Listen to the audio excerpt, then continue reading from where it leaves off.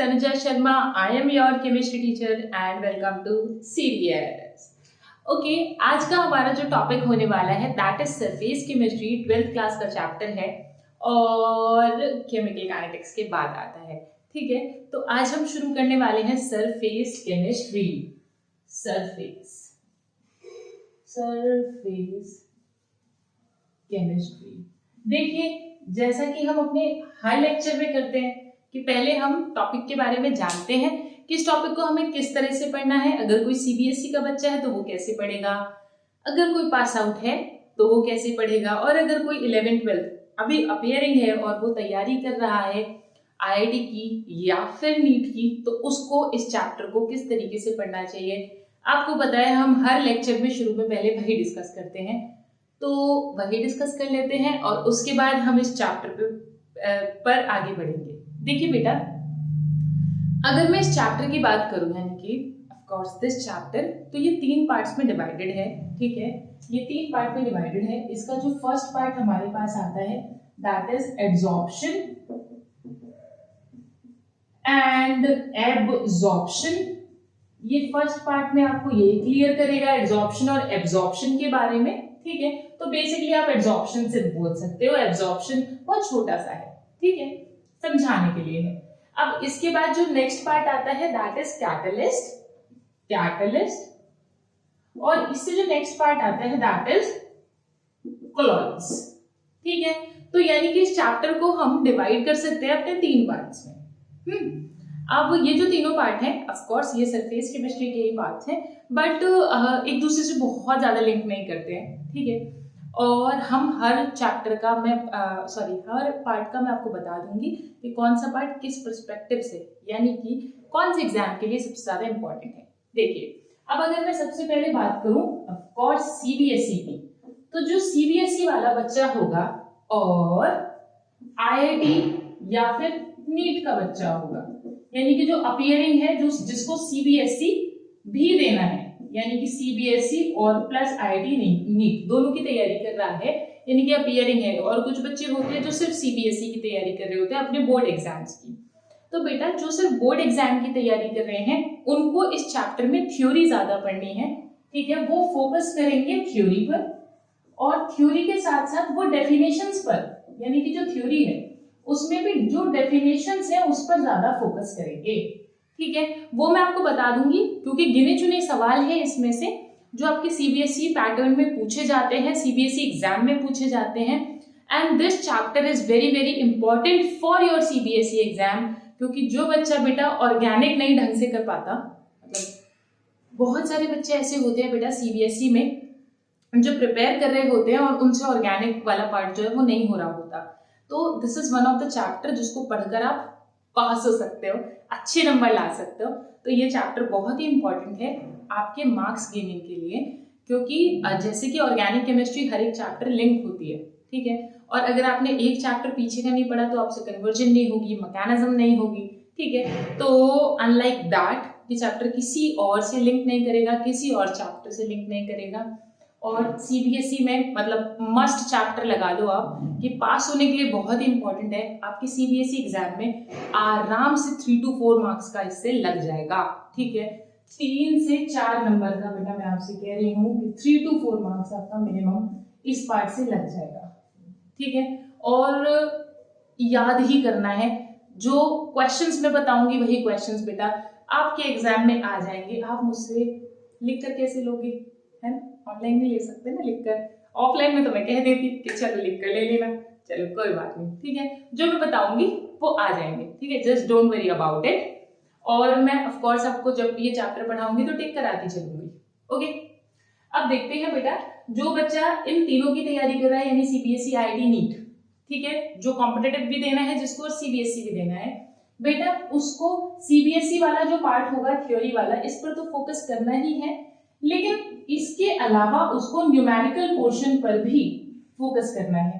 क्योंकि आपको पता है सरफेस केमिस्ट्री जो पार्ट है वो फिजिकल केमिस्ट्री का पार्ट है, और कॉम्पिटिटिव एग्जाम्स पूरे नहीं होते फिजिकल केमिस्ट्री में बिना न्यूमेरिकल दिए।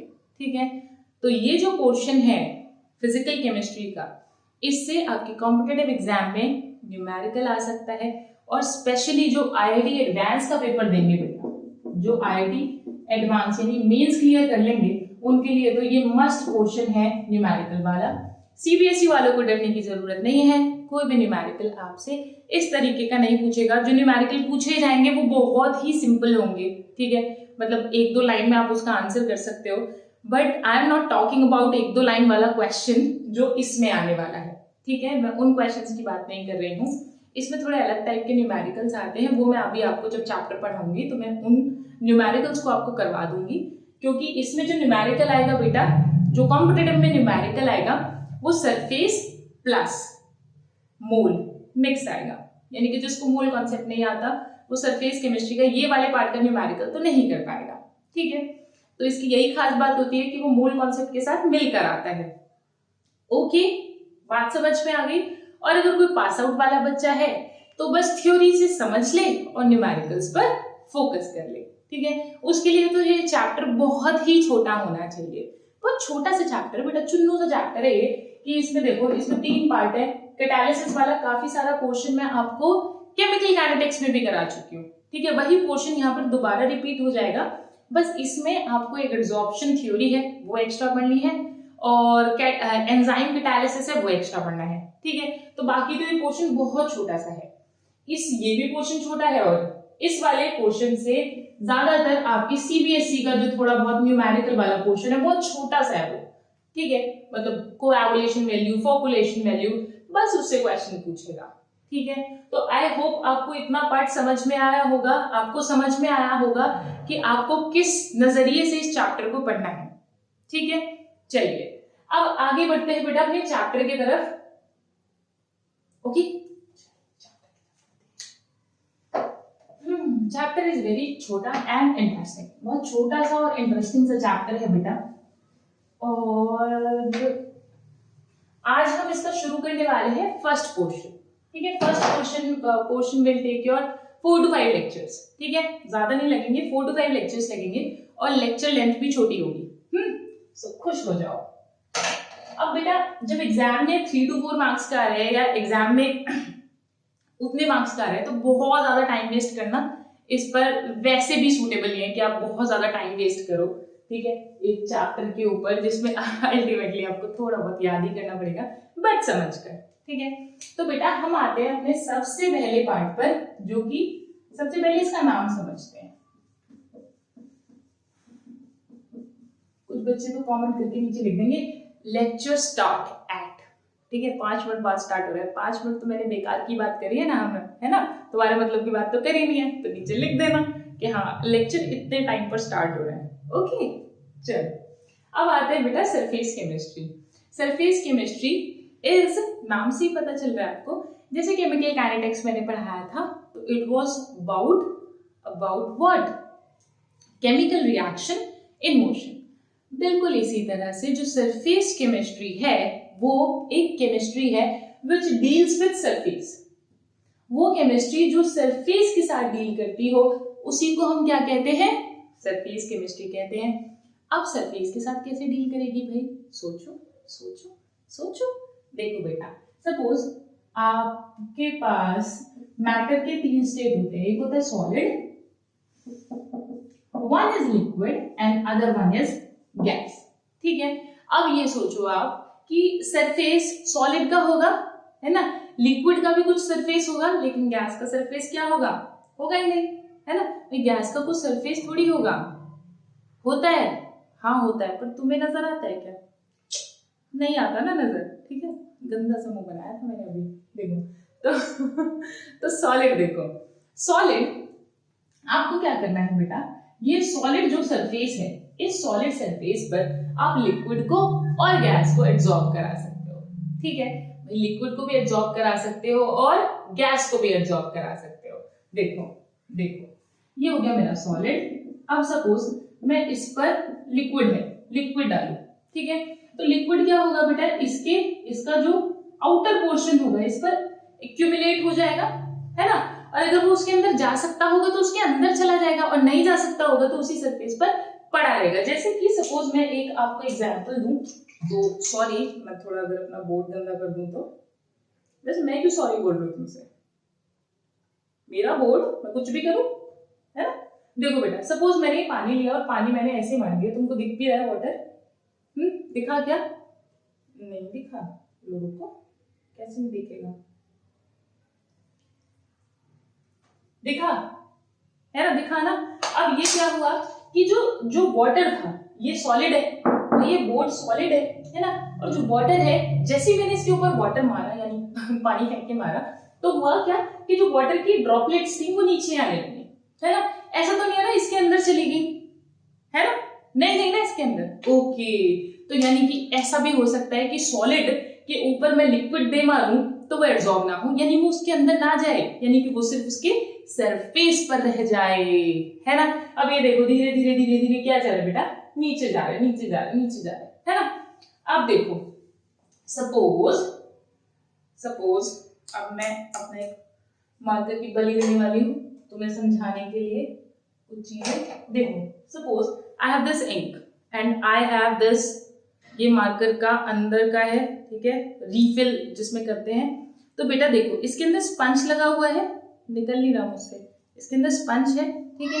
अब उस स्पंज में क्या होगा बेटा, सपोज मैं इंक इसके अंदर डालू, गई क्या, गई, ठीक है। देखो अब इंक अगर इसके अंदर जाएगी तो बेटा क्या होगा कि वो इंक जो है वो स्पंज के अंदर तक चलेगी। देखो बेटा यहां से निकली नहीं ना, और ऐसा भी नहीं है कि बाहर आ गई हो। तो क्या होगा बेटा, जो इंक थी वो इसके अंदर क्या हो गई, इसके अंदर तक चली गई। अब समझना बेटा, यहाँ पर दो फिनोमेनाज होते हैं, एक को बोलते हैं हम सरफेस फिनोमेना और एक को बोलते हैं हम बल्क फिनोमेना। पहले मैं इसको हटा देती हूँ, ठीक है। सबसे पहले तो तुम्हें ये समझाया मैंने सरफेस केमिस्ट्री क्या है, it is the chemistry which occurs on the surface, ठीक है। सरफेस यानी इंटरफेस पर होता है, ठीक है। अब इंटरफेस किसकी होंगी, सॉलिड की भी हो सकती है, लिक्विड की भी हो सकती है, यानी सॉलिड और लिक्विड दोनों पर, सॉलिड पर मैं लिक्विड एब्जॉर्ब करा सकती हूँ और गैस भी एब्जॉर्ब करा सकती हूँ, यानी इसी बात के बारे में हम इस चैप्टर के अंदर पढ़ेंगे, ठीक है। अब आगे आते हैं बेटा, देखो इस स्पंज के ऊपर क्या हुआ बेटा, जो मैंने इंक डाली थी वो इसमें क्या होगी बेटा, अंदर चली गई, है ना। ऐसा नहीं है कि वो इंक बाहर निकल गई हो, है ना, नहीं है ना। जैसे इसमें था कि इसमें तो वाटर ड्रॉपलेट्स क्या रह गई थी बेटा, सरफेस पर ही पड़ी रह गई थी। तो ऐसे हमारे पास दो फिनोमेना होते हैं, जिसको एक को हम बोलते हैं सरफेस फिनोमेना और दूसरा होता है फिनोमेनन, और दूसरा होता है बेटा आपका बल्क फिनोमेनन, ठीक है। Surface phenomenon and bulk phenomenon, ठीक है, या बल्क फिनोमेना बोल दो, ठीक है। सो व्हाट हैपेंस इज, जब आपका सिर्फ, यानी कि जब आपके पास सपोज आपके पास में ये आपका सपोज एक सॉलिड सरफेस है और इस पर आपने लिक्विड या फिर गैस एब्जॉर्ब कराया, तो अगर वो सिर्फ सरफेस पर एक्यूमुलेट हो जाए, यानी कि अंदर ना जाए, ठीक है, इसके क्या है, अंदर नहीं जा रहा, तो उसको बोलते हैं बेटा हम सरफेस फिनोमेना। लेकिन जैसे स्पंज में नहीं हुआ था, जैसे अभी हुआ था, ठीक है, जो स्पंज उसके अंदर रिफिल के अंदर मारकर के रिफिल के अंदर भरी हुई थी, ठीक है। अगर आप इसमें डालोगे, इसमें सपोज मैं पानी में डालूंगी बेटा, डाल के दिखाऊं, अभी रुको, इतना खराब किया तो पूरा कर लेते, ठीक है। तो क्या होगा, जैसे पानी डालूंगी या इंक डालूंगी, वो इसके अंदर क्या हो जाएगा बेटा, एब्जॉर्ब हो जाएगा। इसको हम, यानी कि सॉलिड है, सरफेस पर तो रहेगा ही, लेकिन बल्क में भी चला जाएगा, ठीक है। बल्क में भी जो मॉलिक्यूल्स हैं, यानी कि जो आप जिसको एब्जॉर्ब करा रहे हो, ठीक है, जो चीज आ रही है इसके सरफेस पर, इंटरफेस पर एब्जॉर्ब होने, वो क्या होगी बेटा, इसके अंदर तक चली जाएगी, ठीक है। तो इसको हम बोलते हैं बल्क फिनोमेना, ठीक है।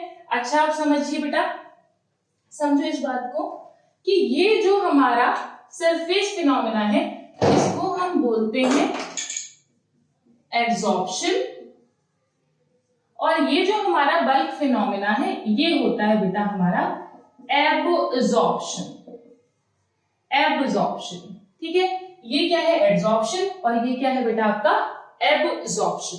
बात समझ आ रही, डी और बी का फर्क है सिर्फ, क्लियर, आपको इतनी बात क्लियर हुई, ठीक है। एब्जॉर्प्शन क्या है, जब जो मॉलिक्यूल्स है वो सिर्फ सरफेस पर रह जाए, इसके अंदर ना आ जाए। बेटा देखो इस चैप्टर को बहुत ध्यान से समझना, बहुत ध्यान से, तभी आपको ये थ्योरी ढंग से समझ में आएगी। ठीक है, ठीक है। अब देखो एब्जॉर्प्शन में क्या होगा कि बल्क अंदर तक चले जाएंगे। जैसे एक एग्जांपल देती हूँ, जब पानी, ठीक है, पानी में सपोज आपने अपने कपड़े डाल दिए, ठीक है, तो कपड़े क्या होते हैं, पूरे भीग जाते हैं ना। अगर पानी में आप अपने कपड़े डाल दोगे तो वो पूरे भीग जाएंगे ना, ठीक है। जब हम डाई करते हैं फैब्रिक की, तो फैब्रिक की डाई करते हुए क्या होता है बेटा, वो टोटली कंप्लीट सरफेस पर भी आता है और उसके अंदर भी चले जाते हैं, तभी तो उस फैब्रिक का कलर चेंज हो जाता है। सपोज आपके पास व्हाइट कलर की चुन्नी है और आपको ब्लू करानी है, ठीक है, तो क्या होगा, जब ब्लू डाई जो होगी वो उसके सरफेस पर भी जाएगी और उसके अंदर भी चली जाती है, ठीक है। तो जो डाइंग प्रोसेस है उसके अंदर क्या हो रहा है, क्या हो रहा है, दोनों चीजें हो रही है, एब्जॉर्प्शन एब्जॉर्प्शन दोनों हो रहा है ना।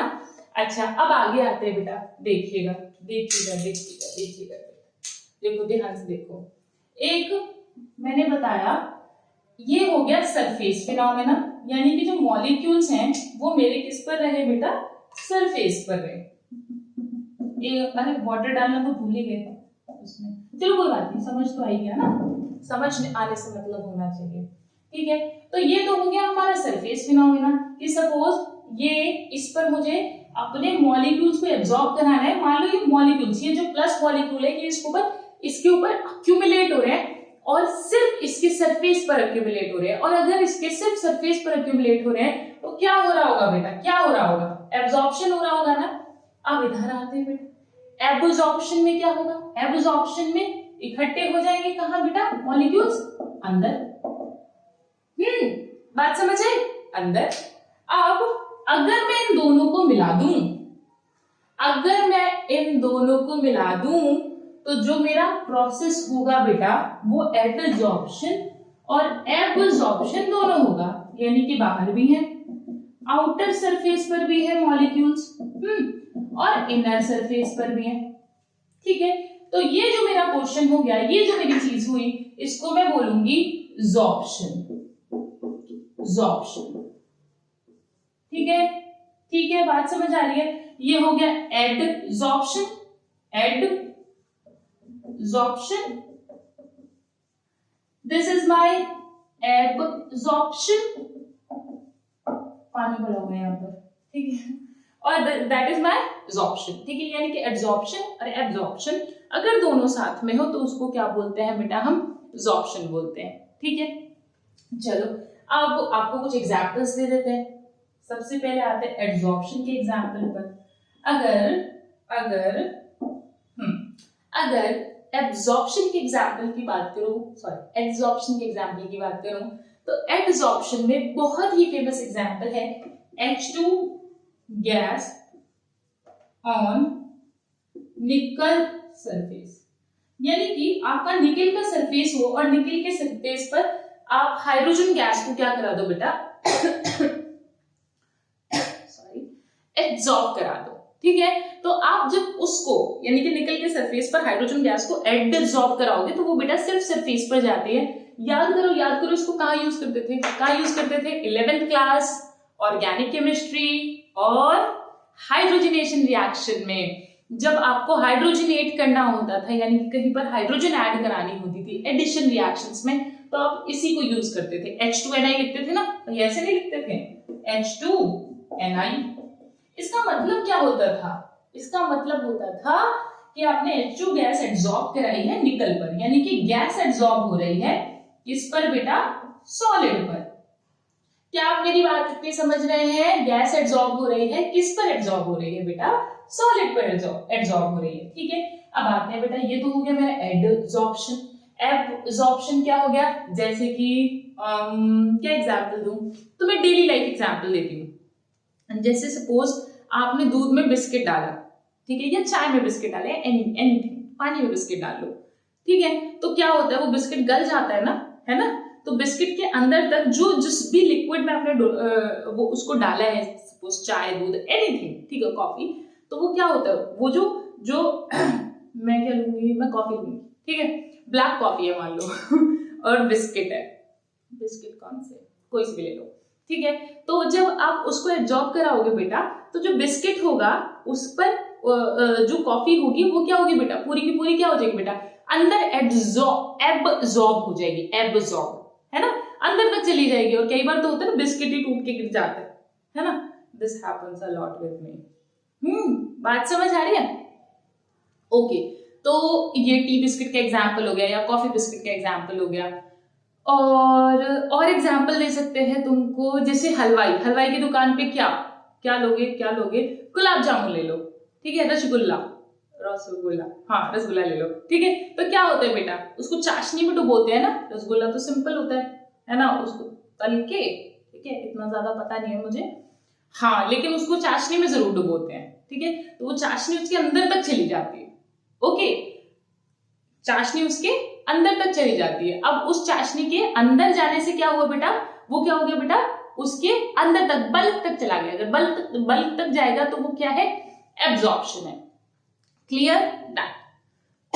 अब आगे आते हैं, एब्जॉर्प्शन क्या है बेटा, यहाँ पे आप टी बिस्किट ले लो, टी बिस्किट या चाय बिस्किट ले लो, कॉफी बिस्किट ले लो, ठीक है, कुछ भी ले लो। अब आते हैं एब्जॉर्प्शन पे, लिख लेना लेकिन जरूर। एब्जॉर्प्शन पर आते हैं बेटा। एब्जॉर्प्शन मैंने बताया आपको, डाइंग ऑफ फैब्रिक, डाइंग, ठीक है, जो हम डाई करते हैं, dye of fabric, dye of fabric, ठीक है, जो आप फैब्रिक की डाई करते हैं वो होता है एब्जॉर्प्शन, ठीक है। जो भी आपने सपोज चुन्नी डाई कराई तो क्या होगा, उस जो आपकी चुन्नी होगी उसके मॉलिक्यूल्स, जो डाई है, डाई के जो मॉलिक्यूल्स है वो उसके सरफेस पर भी होंगे, और जो मॉलिक्यूल्स होंगे वो बेटा अंदर भी चले जाएंगे, ठीक है, तभी वो चुन्नी का कलर बार बार निकलता भी रहता है, ठीक है। अब देखो, अब आगे बढ़े, इतना पोर्शन आपको समझ में आ गया, ठीक है। अब इसमें से क्या आएगा, इसमें से आएगा बेटा आपको 1 नंबर का क्वेश्चन, सीबीएसई वाले बच्चों, सीबीएसई में आएगा बेटा, इसमें से 1 to 2 मार्क, 1 मार्क लगा लो मिनिमम, 2 मार्क आ गया तो बहुत अच्छी बात है, लेकिन 1 का आएगा, ठीक है। एब्जॉर्प्शन और एडसॉर्प्शन में डिफरेंस, ठीक है, 1 मार्क में क्या आएगा बेटा, डिफरेंस बिटवीन एब्जॉर्प्शन और एडसॉर्प्शन, एडसॉर्प्शन एंड एब्जॉर्प्शन, इसके बीच में डिफरेंस आएगा। क्लियर, बात समझ आ रही है? ओके, अच्छा बेटा, आगे मैं आपको 2 डेफिनेशंस पढ़ाने वाली हूँ, सीबीएसई के लिए इंपॉर्टेंट है, डेफिनेशन पूछ सकता है 1 मार्क में, वैसे तो बहुत ही कम आती है डेफिनेशन पेपर में, इनकी डेफिनेशन तो बहुत ही कम आती है, बट स्टिल अगर आपके टीचर पूछ ले तो हम आगे 2 डेफिनेशंस और पढ़ लेते हैं। एक होता है बेटा एडसॉर्बेंट और एक होता है एडसॉर्बेट, ठीक है। क्या अब हम 2 डेफिनेशंस पढ़ने वाले हैं, एडसॉर्बेंट और एडसॉर्बेट, ठीक है। अब समझिए, suppose I have this duster, ठीक है, इस पर स्पंज लगा हुआ है यहाँ पर, और मैं पानी क्यों डाल रही हूँ, मैंने डाल के तो दिखा देता, चलो कोई बात नहीं, डाल देते हैं, ठीक है। अगर मैंने यहाँ पर इस पर वाटर डाला, देखो, ठीक है, देखो होगा क्या, जब आप इस पर पानी डालेंगे बेटा तो ये जो पोर्शन है ये क्या हो गया बेटा, गीला हो गया, लेकिन जो ज्यादा एक्सेस वाटर था, जब तक वो एब्जॉर्ब नहीं कर पाया था, वो क्या हो गया बेटा, सारा नीचे चला गया। तो अब इस बात को समझिए, एक था वाटर क्या आया, इसके ऊपर एब्जॉर्ब होने आया, है ना, लेकिन इसने क्या किया, एब्जॉर्ब किया, ठीक है। तो जो भी एब्जॉर्ब करता है, ठीक है, वो होता है एडसॉर्बेंट। कौन होता है, एडसॉर्बेंट। और जो भी एडसॉर्ब होने आता है, ठीक है, यानी कि जो भी चीज अक्यूमुलेट होती है, which substance accumulate on the surface is known as adsorbate। यानी कि वाटर तो मेरा एडसॉर्बेट था, और ये जो मेरा डस्टर है ये मेरा क्या हो गया, बेंट हो गया, एडसॉर्बेंट हो गया। क्या आपको ये दोनों डेफिनेशंस याद रहेंगी? लिख लो फटाफट, मैं बोल रही हूँ बेटा, नहीं इसे नहीं हटाते, लिखो बेटा, एडसॉर्बेंट लिख लो, the substance which accumulates at the surface the substance which accumulate at the surface, वो क्या हो गया मेरा, एडसॉर्बेट। जो भी accumulate होता है वो होता है हमारा एडसॉर्बेट, एडजॉर्बेट, ठीक है। और मैंने अगली चीज क्या बताई थी आपको, एडजॉर्बेंट। एडजॉर्बेंट में लिखेंगे बेटा the substance eight which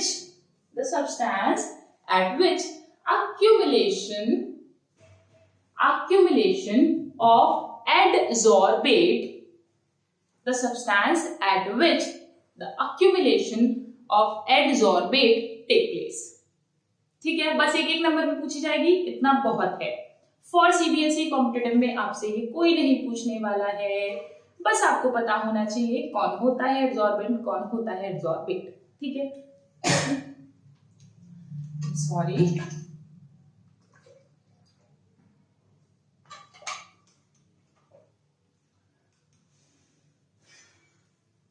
okay देखो बेटा, अब आगे बढ़ते हैं हम।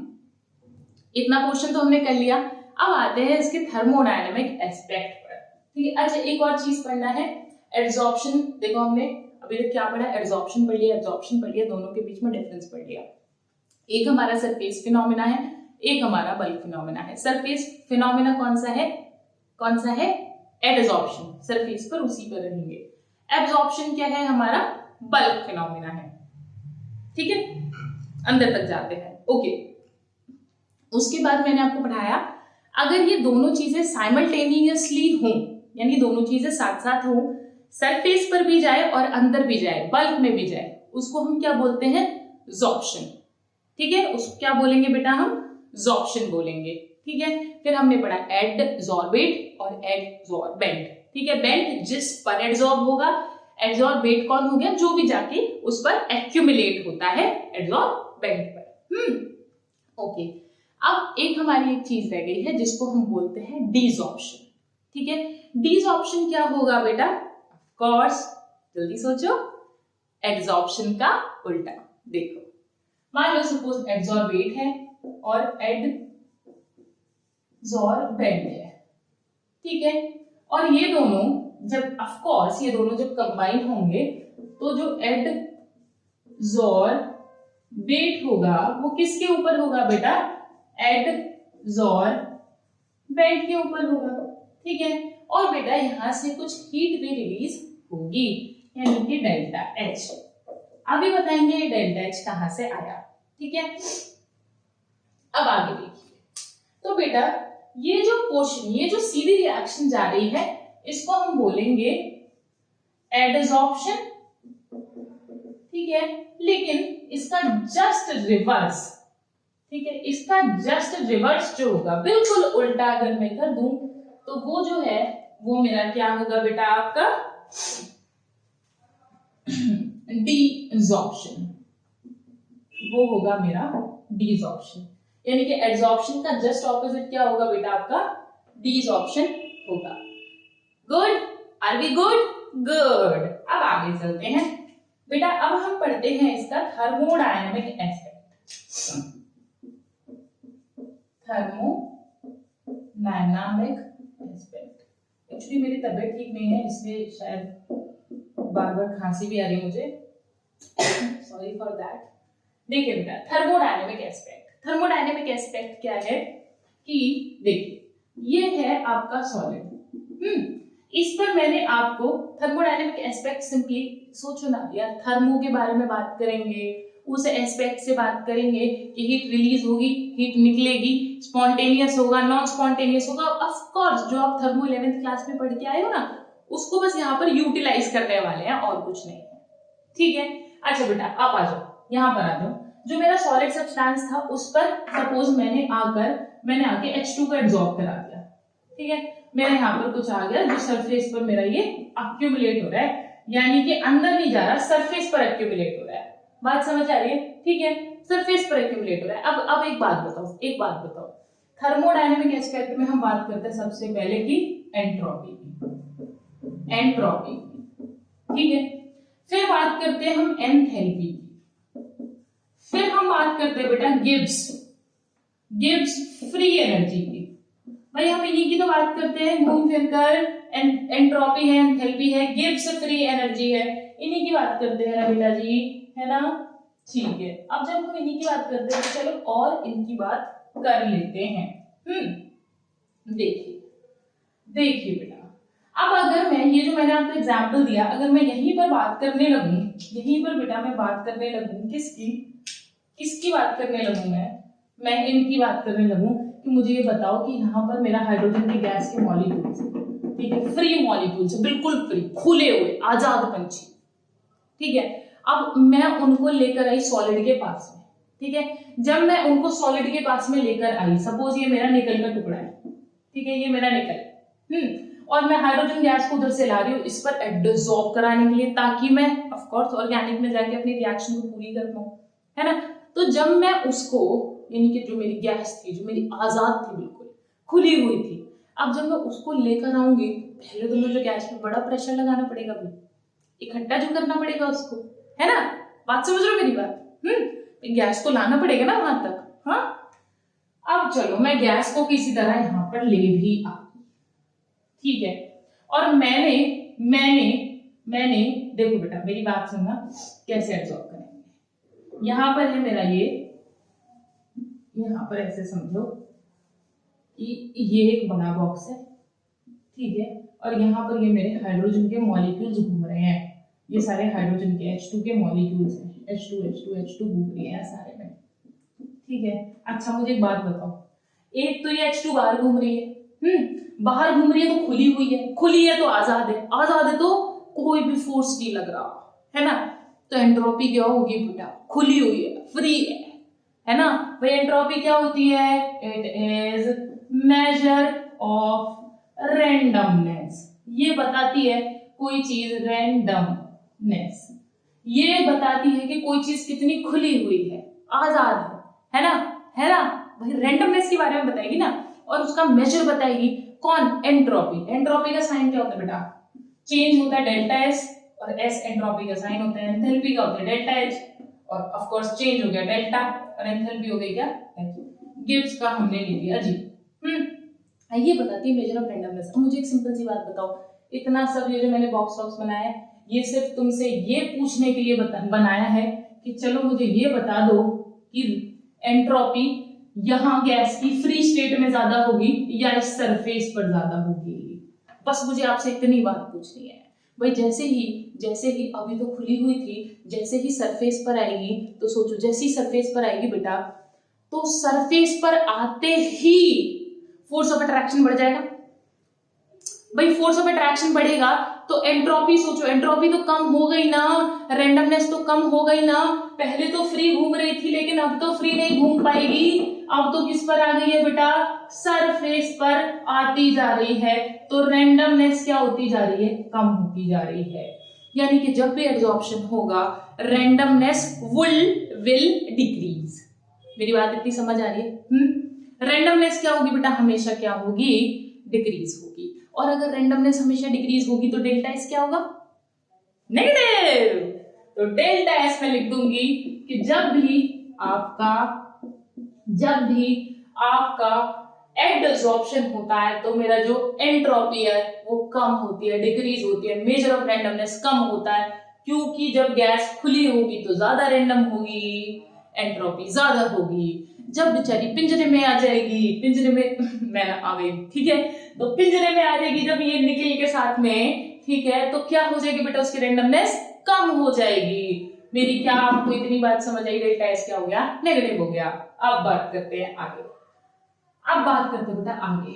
जो मेरी एंथैल्पी है, मैंने वहां पे लिख दिया डेल्टा एच, ठीक है, डेल्टा एच लिख दिया। डेल्टा एच लिखा है तो इसका मतलब क्या हो गया? एंथैल्पी क्या है भाई?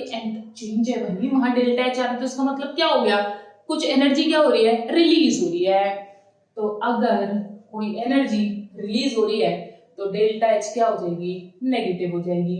लेकिन मैं आपको सिद्ध भी करके दिखाऊंगी बेटा, प्रूव करके दिखाऊंगी कि डेल्टा एच नेगेटिव क्यों होती है, ठीक है।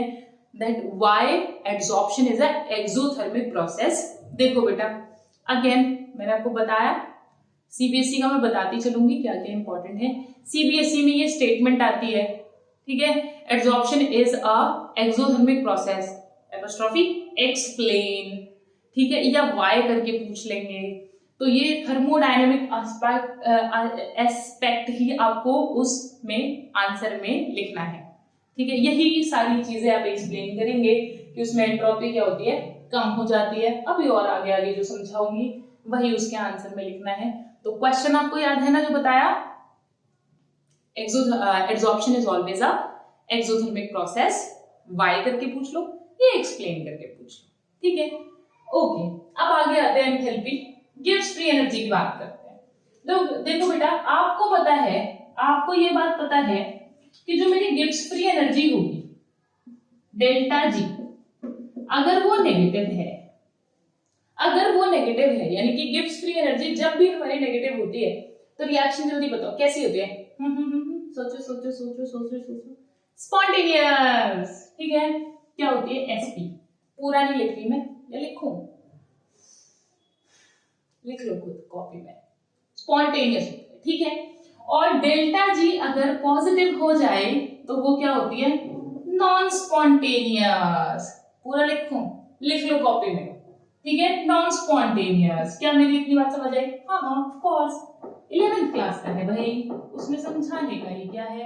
हाँ 11th क्लास में पढ़ा होगा बेटा आपने। चलो अब आगे आते हैं, स्पॉन्टेनियस नॉन स्पॉन्टेनियस। तो अब बेटा अब एक बात समझिए कि आपने पढ़ा था डेल्टा जी बराबर delta H minus T delta x, ठीक है, आपने ये पढ़ा था। अब मुझे एक चीज बताओ बेटा, ध्यान से सोच के बताना कि जो मेरा ये डेल्टा एस है ये क्या है, कैसा है? ये तो है मेरा नेगेटिव, है ना, क्योंकि रैंडमनेस क्या हो जाती है बेटा? रैंडमनेस हो जाती है कम, डिक्रीज। तो ये तो हो गया मेरा नेगेटिव।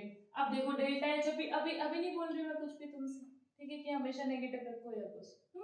अब देखो, अगर मुझे इसको नेगेटिव लाना है, केस फर्स्ट देखते हैं, केस फर्स्ट देखते हैं, ठीक है। केस फर्स्ट में टेम्परेचर मैंने रखा लो, ठीक है। अगर मेरा टेम्परेचर लो है तो, ठीक है, अगर मेरा ये वाला पोर्शन लो है तो, यानी कि अगर मेरा टेम्परेचर क्या हुआ? कम मैंने रखा है, तो यहां समझिए डेल्टा जी बराबर डेल्टा एच माइनस, बेटा ये जो होगा माइनस माइनस क्या हो जाएगा? ये प्लस हो जाएगा, प्लस हो जाएगा। अब ये प्लस टी डेल्टा एस हो गया, ठीक है, समझ रहे हो मेरी बात? नेगेटिव नेगेटिव मैंने प्लस कर दिया यहाँ पर। अब एक बात बताओ, अगर ये कम भी है तो ये नेगेटिव कब आ सकता है? ये नेगेटिव कब आएगा भाई? डेल्टा जी नेगेटिव कब आएगा? ध्यान से सोचो, ध्यान से, डेल्टा जी नेगेटिव कब आएगा? हाँ, जब ये वाला पोर्शन क्या हो? बड़ा हो और नेगेटिव हो, समझ गए? यानी कि ये वाला क्या होना चाहिए आपका? नेगेटिव। और अगर ये नेगेटिव है, अगर ये नेगेटिव है तो आप क्या बोलोगे कि Gibbs free energy is negative. और नेगेटिव कब होती है गिब्स फ्री एनर्जी? जब कोई भी प्रोसेस क्या हो? स्पॉन्टेनियस हो। तो आप क्या लिख सकते हो यहां पर?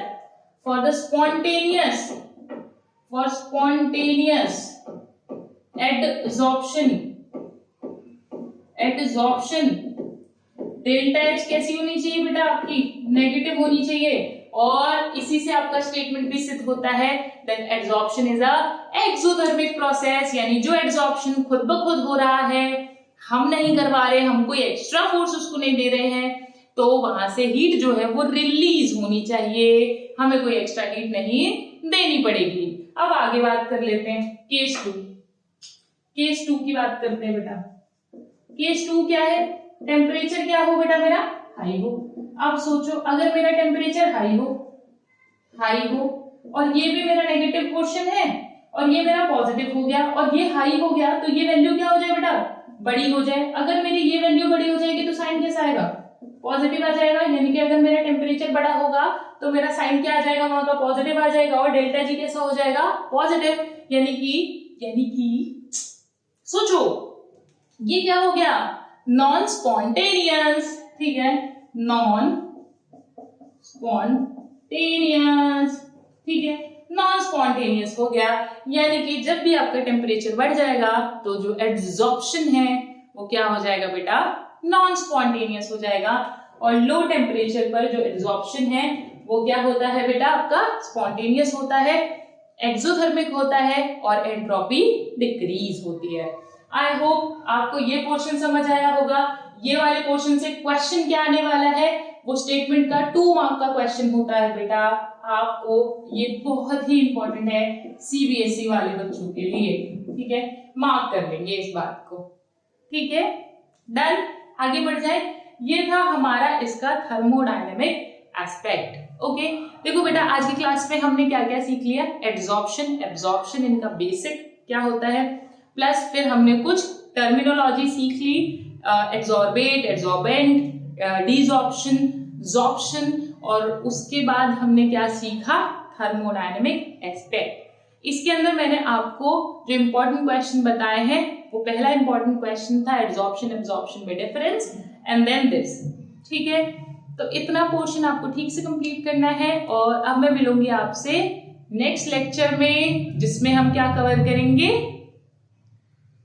Type of adsorption. ओके, ठीक है, तो चलिए अब आपसे मिलते हैं अगली क्लास में।